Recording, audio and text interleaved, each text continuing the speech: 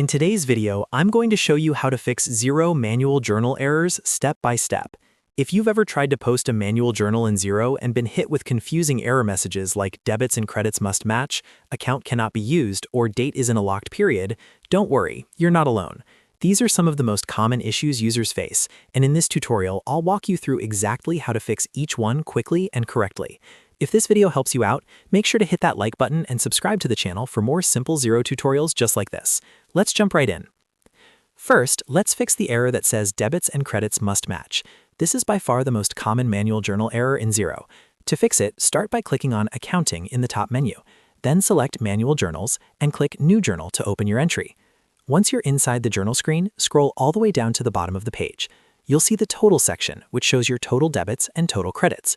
These two numbers must match exactly before Xero will allow you to post the journal. If they don't match, look carefully through your lines. Often the issue is a small typo, like entering a debit without a corresponding credit, or entering slightly different amounts. Another very common cause is an empty row or a line that shows $0. Scan your journal for any blank lines or rows showing 0.00. If you see one, go to the far right side of that row and click the X icon to delete it. Once all unnecessary rows are removed and your debit and credit totals match perfectly, the error should disappear and you'll be able to post the journal successfully. Next, let's fix the error that says account cannot be used. This usually happens when you're trying to post a manual journal to a system account. In Xero, certain accounts like bank accounts, accounts receivable, accounts payable, and retained earnings are considered system accounts. These accounts are controlled by Xero and can't always be used directly in manual journals. To fix this, click on Accounting, then go to Manual Journals and open your journal entry. Look at the Account column in your journal lines and identify whether you've selected one of these restricted system accounts. If you have, click the Account drop-down menu for that line and choose a different account instead. In most cases, you'll want to select a clearing account or a suspense account.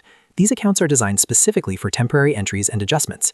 Once you replace the restricted account with a suitable clearing or suspense account, the error should be resolved and you'll be able to save or post the journal. Now let's look at the third common issue. Date is in a locked period. This error appears when you're trying to post a journal to a financial period that has been locked in your Xero settings. To fix this, go to the top left corner and click on your organization name. From the drop-down, select Settings. Then click on Advanced, and inside that section, choose Financial Settings. Scroll down until you find the Lock Date section. Here, you'll see the date that your financial period is locked through. If your journal date falls before or within that locked period, Xero won't allow you to post it. You have two options. Either change the journal date to a current unlocked period, or adjust the lock date if you have permission to do so. To adjust it, simply update the lock date to the relevant earlier date that allows your journal entry, then click Save. After saving, go back to your manual journal and try posting again. The error should now be cleared. And that's it. Those are the three most common fixes when dealing with Xero manual journal errors: making sure debits and credits match exactly, avoiding restricted system accounts, and adjusting locked financial periods. Once you understand these three areas, you'll be able to troubleshoot most journal issues in just a few minutes. If this video helped you fix your Xero manual journal error, make sure to hit that like button and subscribe for more practical Xero tips and accounting tutorials. Thanks for watching, and I'll see you in the next video.